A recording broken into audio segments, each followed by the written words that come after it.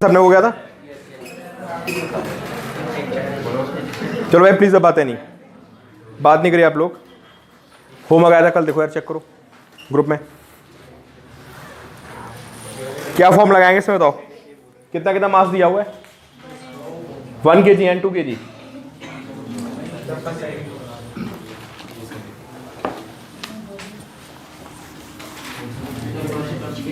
दो बॉडीज का मास कितना कितना किया मैंने? 1 kg एंड 2 kg। देखिए भाई M1 is 1 kg and M2 is कितना है भाई? 2 kg।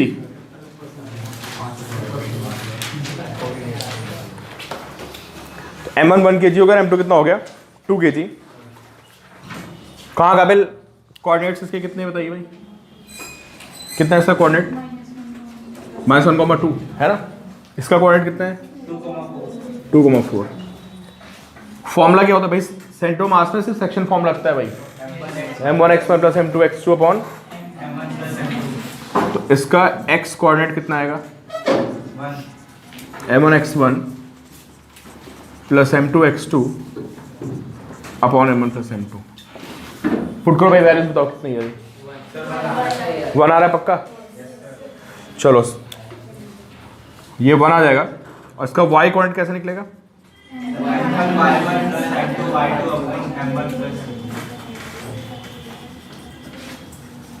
सबको पता ना y1 y2 कौन है, इसमें x1 x2 कौन है? ये कौन है? x1 ये कौन है? ये कौन है? ये x2 है। और ये कौन है? y2। वैल्यूज पुट कर देना। y कोऑर्डिनेट कितना आ रहा है? आ जाओ आ जाओ, चेयर ले लो उधर, देखो स्पून से लो, कशिश आगे निकल जाना। आ जाओ जाके कितना आएगा भाई?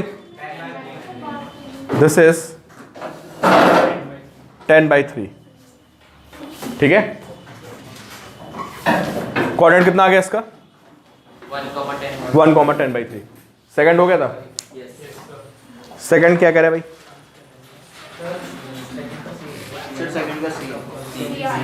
सेकंड तो क्लास में करवाया तो आपको। सेकंड क्वेश्चन देखिए भाई,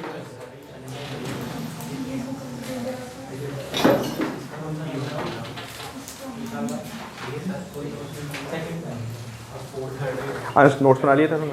नोट्स ले लिए थे? चलो भाई ये फर्स्ट क्वेश्चन हो गया।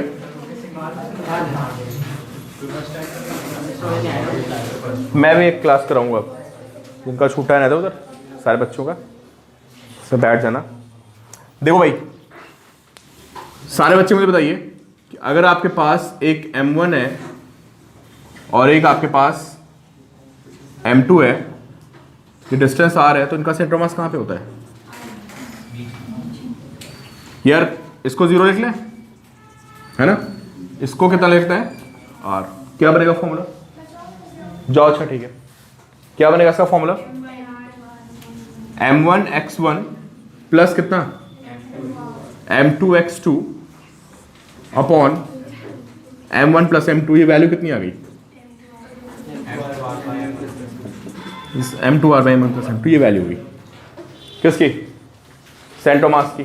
ठीक है, तो उधर से डिस्टेंस कितनी आएगी बताइए आप? यार डिस्टेंस कहाँ से आई आपकी? यहाँ से आई ना।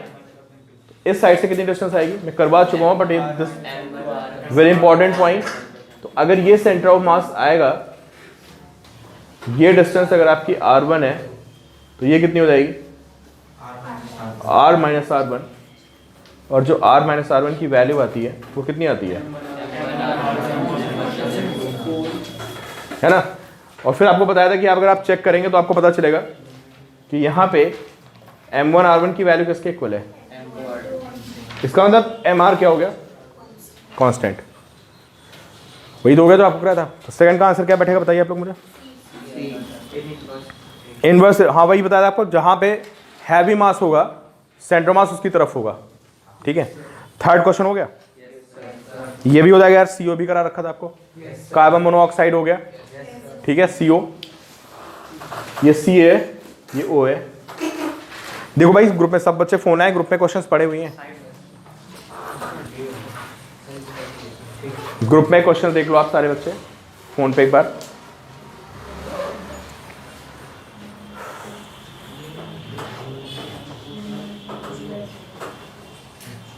थर्ड क्वेश्चन आ गया था, बताइए बाबा थर्ड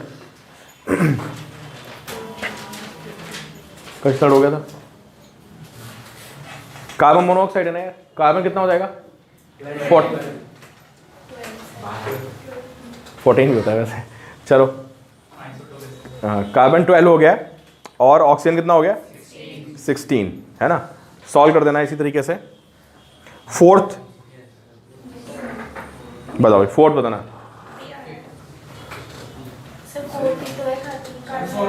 फिफ्थ बता दो, फिफ्थ नहीं सर इसमें कोऑर्डिनेट्स नहीं सर, ये बुक दूसरी है सर। ये बुक दूसरी है, सही है, चक्कर है। सर एल वाला तो निकल जाएगा। पुरानी बुक देना यार जिससे क्वेश्चन दिए थे।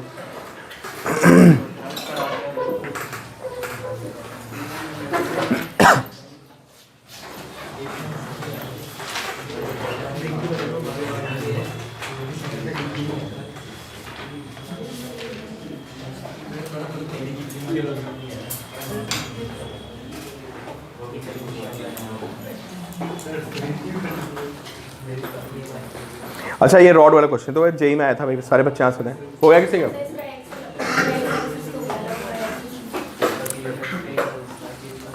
देखिए भाई सारे बच्चे देखिए, अरे बहुत इंपॉर्टेंट क्वेश्चन है। फिफ्थ, कितनी रॉड्स हैं यहाँ पे बताइए आप लोग? 2 रॉड्स हो गई ना।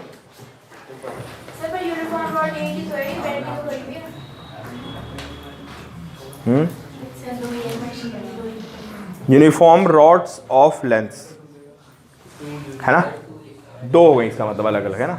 वो एक मान लो, कोई फर्क नहीं पड़ता उससे, ठीक है। किसी बच्चे का आंसर आ गया हो तो मुझे बताए।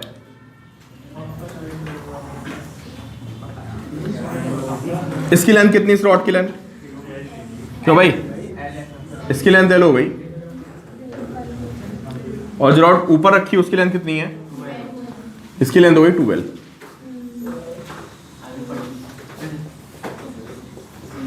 This length is 12। क्या पूछ रहा है? बहुत इंपॉर्टेंट क्वेश्चन है भाई, सारे बच्चे ध्यान दें। आपसे पूछ रहा है कि सेंटर ऑफ मास कहां पे होगा, ठीक है। तो जब भी कभी ऐसा रॉड्स आपको दिख जाएं तो क्या करना होता है? इन दोनों के अलग अलग आपको सेंटर ऑफ मास निकालने होते हैं, ठीक है। तो सारे बच्चे मुझे बताइए कि इस रॉड का सेंटर ऑफ मास कहां पे आएगा? बिल्कुल मिड में आएगा। इसका कोऑर्डिनेट कितना होगा बताइए आप?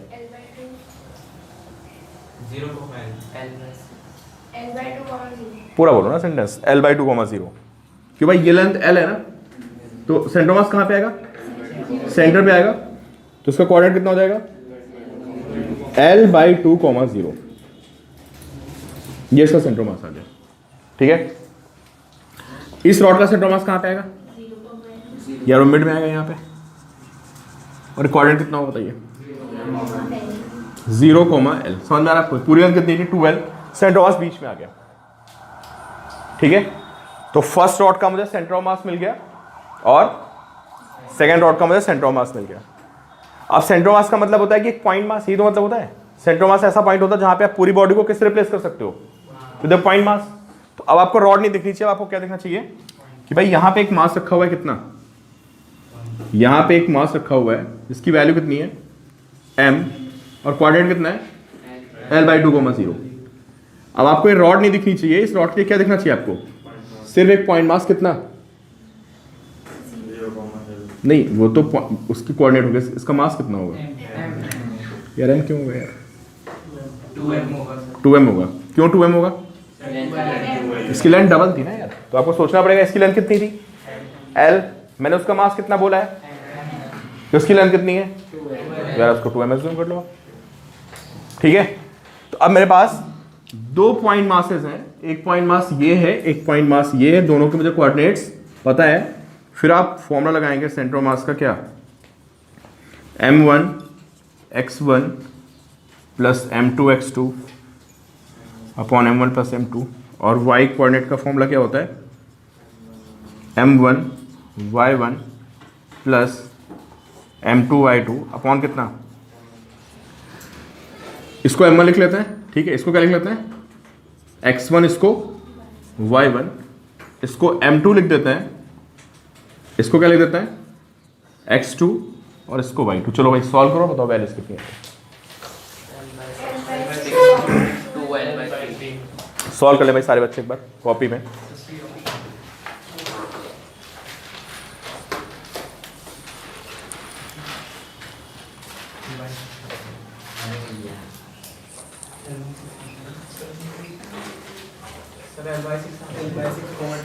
हाँ मतलब सॉल्व कर लो जो भी आ रहा हो आंसर। ठीक है नमस्कार।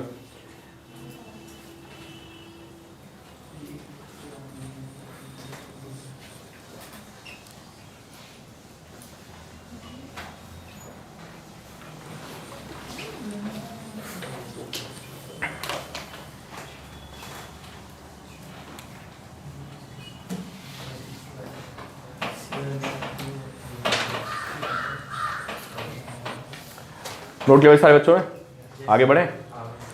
चलो इसके बाद क्वेश्चन कौन सा था? हाँ 7 बताओ यार। 6 भी पूछोगे? अच्छा ठीक है। हाँ 6 तो आपका कॉन्सेप्चुअल क्वेश्चन है। 6 क्वेश्चन का आंसर दिए भाई।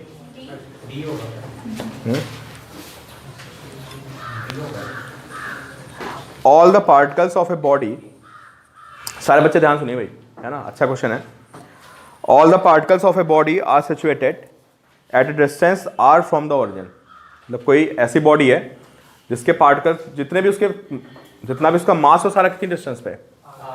कहीं भी हो सकता है यार, वो ऊपर भी हो सकता है, लेफ्ट भी हो सकता है, राइट भी हो सकता है ना, लेकिन सारा मास कितनी डिस्टेंस पे है? और बीच में सारा कुछ खाली है। तो आपसे क्या पूछ रहा है कि उसका सेंटर ऑफ मास कहाँ पे होगा?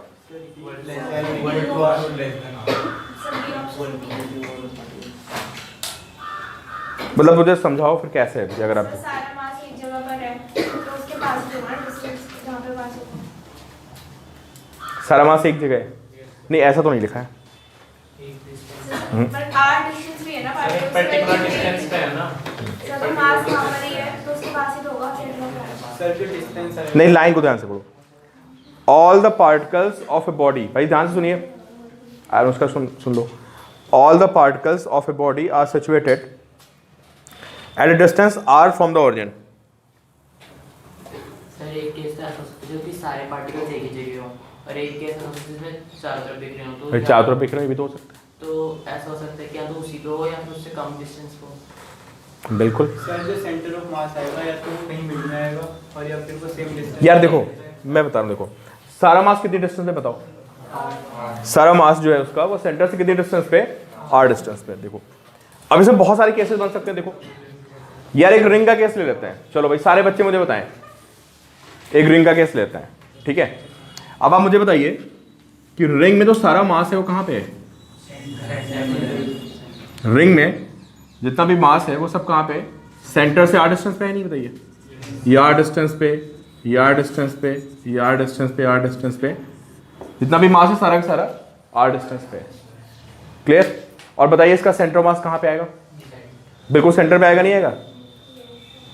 समझे? अब सोचो कि एक और केस लेता हूं मैं। भाई उसने ये तो बोल रखा है उस बॉडी का जितना भी मास है वो सारा r डिस्टेंस पे, ऐसा नहीं बोला एक पॉइंट पे है, और हो भी सकता है एक पॉइंट पे हो। और सपोज करो कि कोई बॉडी ऐसी है जिसका सारा मास यहां से r डिस्टेंस पे, ये ओरिजिन हो गया, और सारा मास r डिस्टेंस पे, तो इसका सेंटर मास कहाँ आएगा बताओ? या इसका तो यहीं आ जाएगा। क्लियर? अब मैं एक सेमी सर्कुलर रिंग बना देता हूं, समझिए। मैंने बना दी एक सेमी सर्कुलर रिंग बना दी, कितनी रेडियस की? r रेडियस की सेमी सर्कुलर रिंग बना दी। अब बताओ सारा मास सेंटर से कितनी डिस्टेंस पे? r डिस्टेंस पे, और इसका सेंटर ऑफ मास मैंने आपको निकलवाया था और बताया था यहां से कितनी डिस्टेंस पे होता है, या ड्राइव हुआ था ना आपको क्लास में? 2r/π। तो इन सब बातों को ध्यान रखते हुए आंसर दीजिए आप मुझे। यार जीरो पे भी आ सकता है। जीरो कब आएगा बताओ? अगर मास चारों तरफ है बिल्कुल बराबर तो सेंटर मास कहां पे आ जाएगा? जीरो। अगर सारा मास एक ही जगह रख दिया मैंने यहां पे तो सेंटर मास वहीं आ जाएगा, है ना। अब मैंने सेंटर से सारा मास एक तरफ रख दिया ऐसे r डिस्टेंस पे तो 2r/π पे आ गया। समझे आप? तो बताइए सबसे बेस्ट आंसर क्या बैठेगा? लेस देन और इक्वल टू r। क्यों भाई? इक्वल टू कब बैठेगा? सारा मास एक जगह रखा हो तो इक्वल टू बैठ जाएगा, और बाकी सारे केसेस में लेस देन आर। और जीरो कब बैठेगा? चारों तरफ या दो तरफ। भाई ऐसा चारों तरफ ना हो सकता है लेफ्ट और राइट का बराबर हो। सर भाई इक्वल टू वाला कैसे होगा? इक्वल टू आर वाला भाई सारा मास यहाँ बैठा दो उस कोने में। मान लो कि बॉडी 10 पार्टिकल से मिलकर बनी हुई है, 10 पार्टिकल्स हैं, उन 10 पार्टिकल्स को मैं जाके एक जगह रख दूँ, कहाँ से? सेंटर से आर डिस्टेंस पे, सेंटर मास वहीं आ जाएगा। ठीक है। और किसी बॉडी का सेंटर मास बॉडी से बाहर भी हो सकता है। कोई जरूरी नहीं कि सेंटर मास बॉडी पे लाई करे। यार रिंग के केस में कहाँ पे आया था बताओ? अरे क्या रिंग की बॉडी पे है सेंटर मास कहीं? अगर रिंग थी तो सेंटर मास यहाँ से 2r/π डिस्टेंस पे आया था ना। तो ये भी पॉइंट नोट कर लेना कि ऐसा जरूरी नहीं है कि किसी बॉडी का सेंटर मास कहाँ पे हो, बॉडी के किसी पॉइंट पे हो, हवा में भी हो सकता है। क्लियर? चलो भाई 7th क्वेश्चन तो मुझे सारे बच्चे सॉल्व करके दिखाएं अभी क्लास में। सबको सॉल्व करना है, सारे बच्चे सॉल्व करो। कशिश एलिजा जल्दी जल्दी सॉल्व करो, मुझे दिखाओ।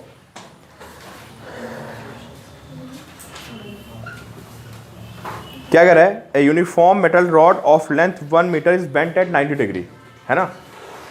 ऐसा क्वेश्चन मैंने आपको 5th करा दिया, बिल्कुल वही क्वेश्चन है। तो 1 मीटर की रॉड को मैंने कितने पे बेंड कर दिया बताओ भाई? 90 पे बेंड कर दिया। तो दोनों रॉड्स की लेंथ कितनी कितनी आएगी? यार ये नीचे आ जाएगी कितनी? ये आ जाएगी 1/2 मीटर, नहीं? और ये कितनी आएगी बताओ? यार ये भी 1/2 मीटर आएगी, नहीं आएगी? ठीक है। तो दिस इज 0.5 मीटर, या इसको लिख सकते हैं कितना? 1/2। ठीक है।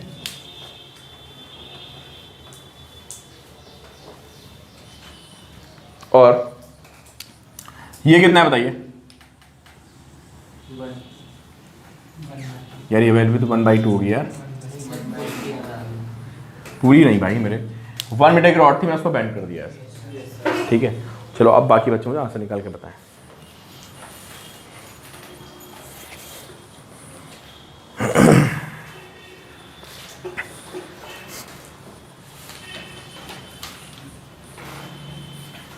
अरे अयान हाफ में बेंड तो नहीं लिखा है क्वेश्चन में, बिल्कुल लिखा हुआ है, पढ़ो ढंग से।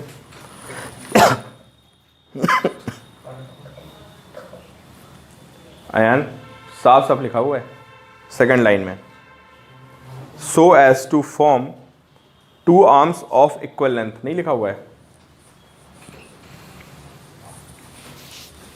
मास को क्या मानना पड़ता है?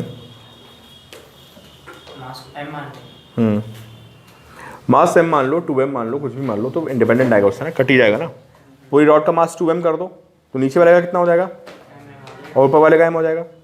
पूरे का m ले लो तो नीचे वाले का m/2, ऊपर वाले का। कैसे भी सॉल्व कर लो।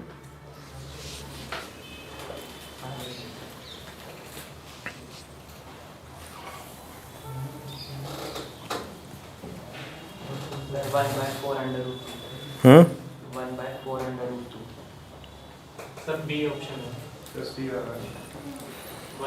भाई सारे बच्चे मुझे कॉपी दें, जो जो सॉल्व करेगा आप मुझे कॉपी दो तो मैं चेक करूँ। बताओ क्या किया आपने, मैं समझ जाऊँगा।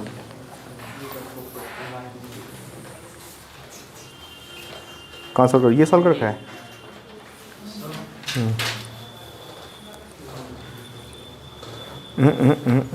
सेंटर मास निकालो पहले, अच्छा बीच में निकाले। ठीक है तुम्हारा आंसर।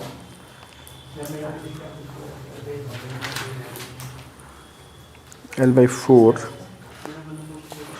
5 L/4, अच्छा ठीक है।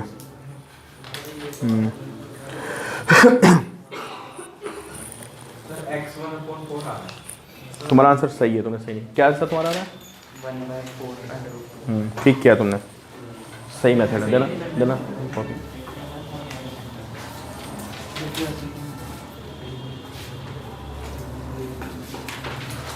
अच्छा ठीक है 1/4। भाई सेंटोमास निकालो पहले, थोड़ा गड़बड़ी की है।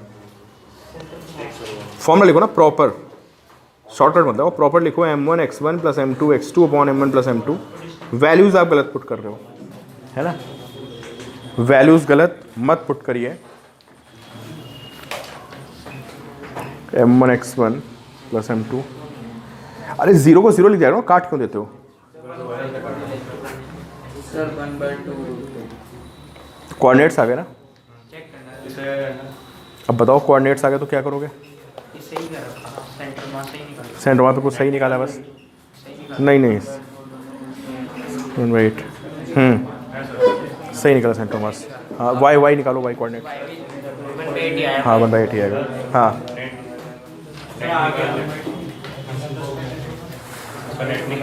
हाँ पहले आप लोग इसमें सेंटर मास का कोऑर्डिनेट निकालो।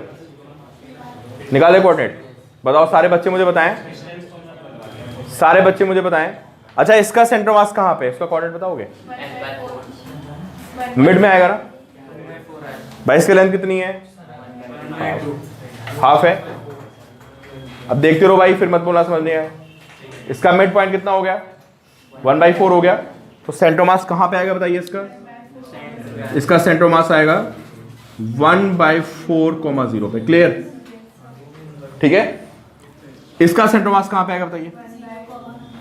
0,1/4। पहले इतना लिख लो यार। क्लियर? कोई डाउट? सबको समझ आ रही है बात? भाई ये बातें नहीं प्लीज। अमन अब बात नहीं सुनो। दोनों के कोऑर्डिनेट्स आ गए। अब क्या करोगे? फॉर्मूला क्या लगाओगे? m1x1। अरे भी पूरे का सेंटर मास निकालो पहले। m1x1 plus m2x2 upon m1 plus m2। और वैसे दोनों मासेस सेम है तो सेंटर मास इसके बिल्कुल मिड में आएगा। और थोड़ा आप दिमाग लगाओगे तो आपको दिख जाएगा 1/8, 1/8 है ना यार। इसका मास कितना है? m। इसका मास कितना है? m। तो सेंटर मास कहाँ पे आएगा बताइए? अगर दो बॉडीज इक्वल है तो सेंटर मास बिल्कुल मिड में नहीं आ जाएगा। दो इक्वल बॉडीज को कहीं पे रख दिया जाए तो सेंटर मास कहाँ पे आएगा? मिड में आएगा। मिड पॉइंट का फॉर्मूला तो तुमने पढ़ा हुआ 10th में ना, x1 plus x2/2 comma y1 plus y2/2। तो सबको याद होगा ना कि अगर एक कोऑर्डिनेट x1 y1 है और एक x2 y2 है तो जो मिड पॉइंट होता था कितना होता था? x1 plus x2/2 comma y1 plus y2/2। कितना आ जाएगा मिड पॉइंट? 1/8, 1/8। ठीक है। यह फॉर्मूला लिख लो यार। क्या फॉर्मूला होता है बोलिए? m1 इसको x1 लिख लेते हैं, इसको y1, x2 y2। तो m1 x1 plus m2 x2 upon m plus m। कितना आ गया बताइए? 1/8। फिर आप y से m निकालेंगे। इसका y क्वांटिटी कितना है? 0। इसका मास m है, y क्वांटिटी 0 है। प्लस m इसका y क्वांटिटी कितना है? 1/4 अपॉन m प्लस m। कितना आ गया भाई ये बताइए? तो इसका जो सेंटर मास आ गया उसका कोऑर्डिनेट आ गया। कितना आ गया बताइए? ये कोऑर्डिनेट कितना आया? 1/8, 1/8। पता समझ आ रहा है पहले नोट कर लो। इसके बाद क्या करना है? हमें डिस्टेंस निकाली कहाँ से? ओरिजिन से निकालनी है। तो आप सबको पता है कितनी डिस्टेंस का फॉर्मूला होता है? √x² प्लस किसी भी पॉइंट की जो ओरिजिन से डिस्टेंस होती है ना, डिस्टेंस ऑफ ए पॉइंट जो कि आप 10 में पढ़ चुके हैं, फ्रॉम ओरिजिन कितनी होती है? √x² plus y²। ठीक है। कितना आएगा बताइए? 1/8² और प्लस कितना? 1/8²। यही तो आएगा। कितना हो जाएगा यार? 1/64 प्लस 1/64 और ये वैल्यू कितनी आएगी आपकी? 1/√1/32। 32 का कितना हो जाएगा बताइए? क्या लिख सकते हो 32 को? 16 × 2 लिख सकते हो। 16 बार आगे 4 बन जाएगा तो 1/4 हो जाएगा।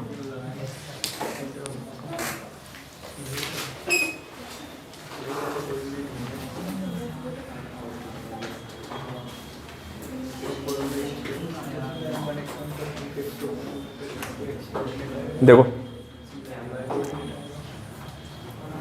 कोई डाउट भाई? समझ में आ गई बात? यार ऐसे क्वेश्चन चाहिए अगर मेरा तो देख लो आप लोग, आसान से क्वेश्चन। ऐसे रॉड को बेंड कर दिया, सेंटर मास निकालने का सीधा। इनफैक्ट ये क्वेश्चन भी जेई का आया हुआ है, ये वाला भी। और इससे पहले जो आप लेस देन आर वाला पढ़ रहे थे ना, वो भी जेई में आया वो क्वेश्चन है। चलिए नेक्स्ट प्रॉब्लम कौन सी वाली बताइए इसके बाद। यार 8 का आंसर तो दे दो भाई, कुछ अपने आप भी दे दो आंसर। ये नहीं करवा रहा मैं, है ना, क्यों नहीं करवा रहा? चारों कोऑर्डिनेट्स आपको पता है क्यों भाई? 8 क्वेश्चन में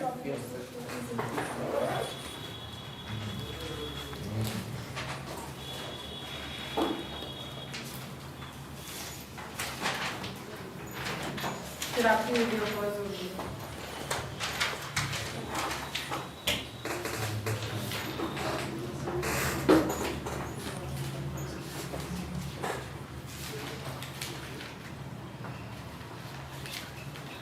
ये क्या हो गया इसको फोन को?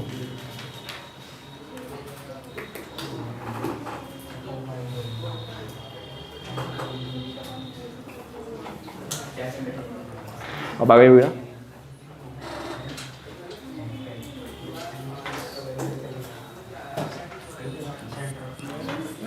जब मैं 8 क्वेश्चन डिस्कस नहीं कर रहा हूं क्योंकि इसमें आपको 4 मासेस दिए हैं, है ना, और आपको 4 कोऑर्डिनेट्स दिए हैं, और सारे मासेस कहाँ पे रखे हैं? कॉर्नर्स पे रखे हैं। तो देखो आपको x1 y1 x2 y2 x3 y3 x4 y4 सब पता है, सारे मासेस पता है। डायरेक्टली फॉर्मूला यूज करना है। क्या बनेगा formula? m1 x1 plus m2 x2 plus m3 x3 plus m4 x4। सीधे फॉर्मूला बेस्ड क्वेश्चन है, ठीक है। 9 का आंसर सारे बच्चे निकालेंगे। चलो 9 का आंसर निकाले। 3 रॉड्स हैं भाई। ये आंसर अगर आपने निकाल दिया तो इसका मतलब आपको सारा कुछ सेंटर ऑफ मास समझ में आ रहा है। चले भाई 9th क्वेश्चन मुझे बताइए।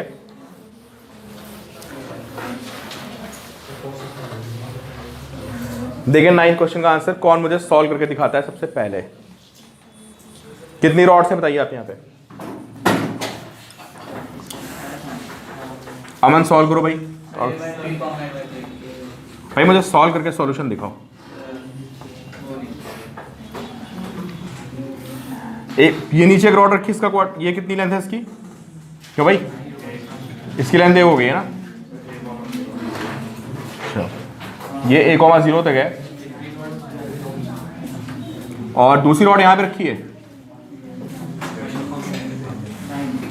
इसका कोऑर्डिनेट कितना है भाई? क्यों ये कितना है? 0, भाई सारे बच्चे निकालेंगे।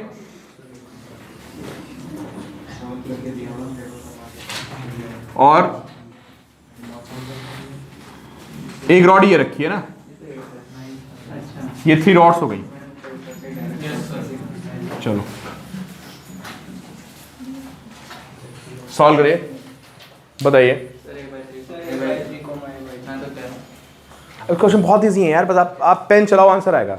एक ही कंडीशन है कि आप पेन ना चलाएं आंसर नहीं आएगा बस, है ना। तो ऐसा कोई बच्चा नहीं को लिखना शुरू करे और बोले कि सर आंसर नहीं आया फाइनल, ऐसा कोई सीन ही नहीं है इसका सेंटर ऑफ मास में। छोटा सा फॉर्मूला का कुछ सोचना ही नहीं है कोऑर्डिनेट का कि m1 x1 plus m2 x2 plus. और मास हमेशा आप क्या करोगे? एज्यूम कर लोगे, मास तो दिया नहीं होगा। 2 तो 0 होएगा ही, दोनों साइड से सेम बचा। अरे क्या कर दो पता है? गलत आंसर। पहले प्रॉपर आप शॉर्टकट बताएगा यार। तीनों रॉड्स के पहले सेंटर ऑफ मास लिखे। क्या आपने तीनों रॉड्स के सेंटर ऑफ मास लिखे? बिल्कुल प्रॉपर तरीके से जाएगा ना यार।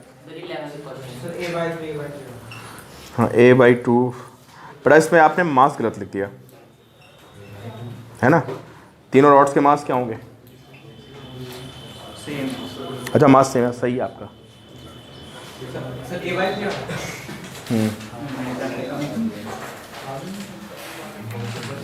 हाँ हाँ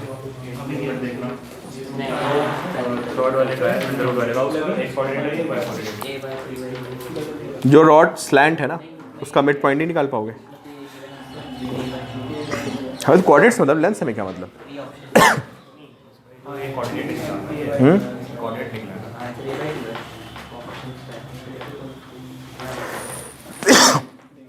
कोऑर्डिनेट तो 2 होते हैं ना, एक कैसे आ गया? तीनों रॉड्स का पहले सेट करो।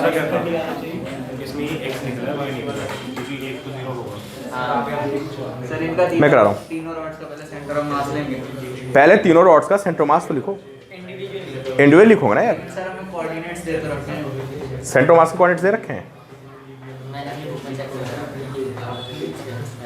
इंडिविजुअल निकालना है। भाई सॉल्व करते हुए सारे बच्चे, भाई सबका पेन चलता रहना चाहिए, सब सॉल्व करते, 4 भी सॉल्व करो बेटा, सॉल्व करते रहो। विशाल यही क्वेश्चन तो क्या था सर, आंसर क्या था? यार, आंसर तुम लोगों को क्या मतलब, आप लोग सॉल्व करो, आंसर बता रहा हूँ मैं। A/3 हाँ आंसर डी आ रहा है, तो डी आ रहा है यार, A/3 को A/3।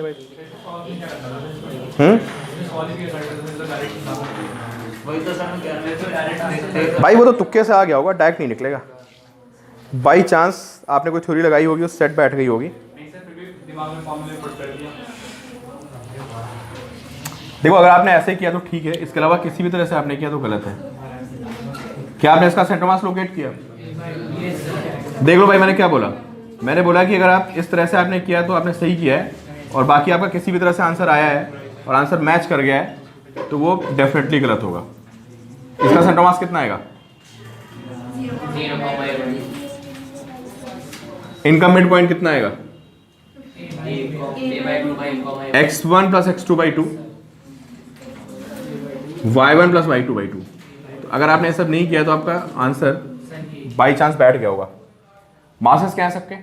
सेम है, x1 y1, x2 y2, x3 y3, ठीक है। तो सबके मासेस सेम है, तो मैं इस रॉड को क्या करूंगा, एक पॉइंट मास से रिप्लेस कर दूंगा। सबको समझ में आ रहा है? मैं पॉइंट रॉड को क्या कर रहा हूं, मैं पॉइंट मास से रिप्लेस कर दो, तो इस रॉड की जगह मुझे क्या दिखेगा बताओ? क्यों भाई, इस रॉड के प्लेस पे मुझे सिर्फ एक मास दिखेगा, कितना? m। ये एक मास m हो गया, ठीक है। इस रॉड के प्लेस पे मुझे सिर्फ एक मास दिखेगा, कितना? m। और इस रॉड के प्लेस पे भी मुझे सिर्फ क्या दिखेगा, एक सिंगल मास दिखेगा, कितना? यहां भी मुझे एक सिंगल मास m दिखेगा, समझ गए? और फिर फॉर्मूला लगाओगे आप क्या, m1 x1 कितना है 0 प्लस x2 कितना है a/2 प्लस सारे मासेस सेम थे और ये कितना है a/2 upon m plus m plus m, कितना आ गया?